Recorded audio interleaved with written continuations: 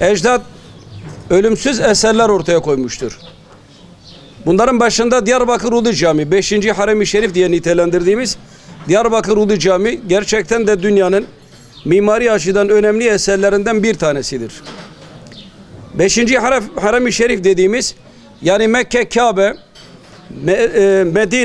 Medine Hazreti Peygamber'in metfun bulunduğu Medine Camii, Ravza-i Mutahhara'nın bulunduğu cami, Kudüs'teki Mescid-i Aksa, Şam Emeviye Cami ve Diyarbakır Ulu Cami, bunlar 5 Harem-i Şerif, 5 kutsal mekan olarak kabul edilmektedir. Bu açıdan Diyarbakır gerçekten çok zengin bir kültüre sahiptir. İlçemizde bulunan 2 peygamber kabri ve Diyarbakır'ın gerçekten açık hava müzesi niteliğinde olan yapıların bulunduğu biz yapılar topluluğu diyoruz. Ulu Cami de öyle, bu da öyle. Hemen yan tarafımızda İskenderpaşa Camii var. Bu da İskenderpaşa Konağı.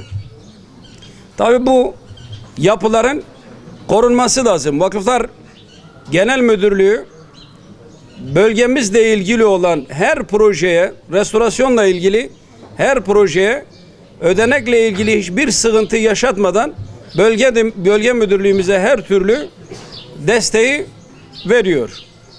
Biz 2002 yılından şimdiye kadar 90 eseri restore ettik.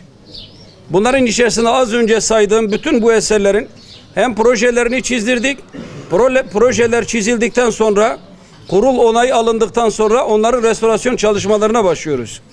Bunların çoğunu bitirdik. Yani bölgemizde restorasyonu gerçekleştirmediğimiz vakıf kültür varlığımız kalmadı.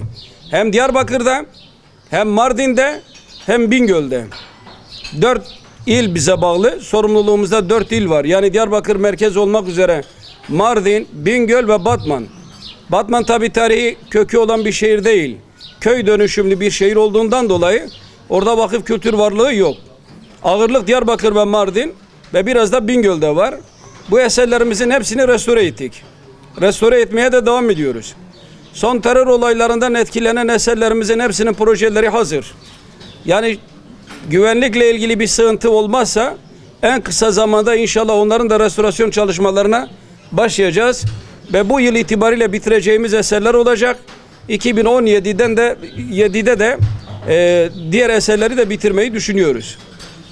Bu restorasyon çalışmalarının yanında bir de Vakıflar Bölge Müdürlüğümüz aynı zamanda vakfiye şartlarındaki hayır şartlarını yerine getirme açısından her ay 5500 kişiye kurguda yardımı, 1100 öğrenciye burs ve 300 yetim ve öksüz insanlara da maaş veriyoruz. Bu özellikle terörden etkilenen yapılarımızı arkadaşlarımızla beraber gezdik oraları gezdik.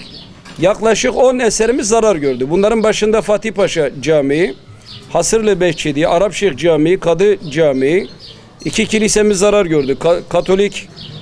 Ermeni Katolik Kilisesi, yine Ermeni Protestan Kilisesi. Bu 10'a yakın eserimiz zarar gördü.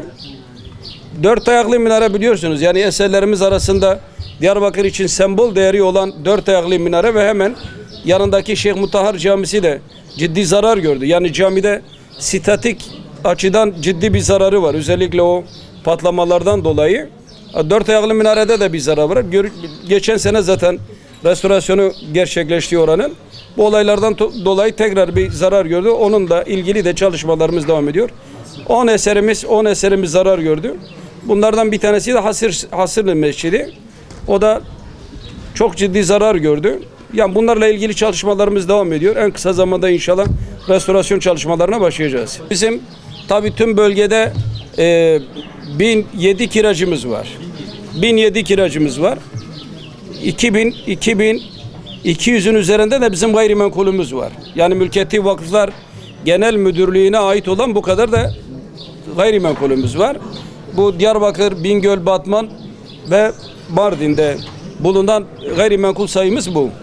Biz tabii bu olayların başlamasından sonra Genel Müdürlüğümüzle Sayın Valimizin bu konuda çok büyük katkıları oldu. Sayın Valimizin girişimleriyle biz 2016 yılında kiracılarımıza zam yapmadık. hiçbir kiracımıza zam yapmadık. Yani hem Diyarbakır, hem Mardin, hem Bingöl, hem Batman sorumluluk alanımızda olan illerdeki kiracılarımıza 2016 yılında kira artışı yapmadık. Bununla beraber yine de Sayın Valimizin girişimleri, Bakan Bey ile Genel Müdürlüğümüzle, Bölge Müdürlüğümüzün ortak kararıyla 6 aylık periyodik 6 aylık süre içerisinde de kiracılarımızdan kira almama yoluna gittik. Dolayısıyla yani Kasım ve Nisan ayları arasında da Sur içinde 582 kiracı, bunun yaklaşık 150 tanesi de mülhak, onu da eklersek 600'ünüze 700'e yakın kiracılarımızdan Kasım ve Mayıs ayları arasında onlardan herhangi bir kira almadık. Bize kira ödemeyecekler. Diyelim ki bizim karar aldığımız Kasım ayından itibaren yatıranlar olmuş olabilir. Onlar sonraki aylara mahsup edilir. Yani Mayıs ayından onun yerine geçer. Haziran ayının yerine geçer. Yani biz bu 6 ay süre zarfında hiçbir kiracımızdan kira almıyoruz. Ödeyenler varsa onlar da bir sonraki aylara mahsup edilir. Hiç kimse mağdur edilmiyor bu konuda.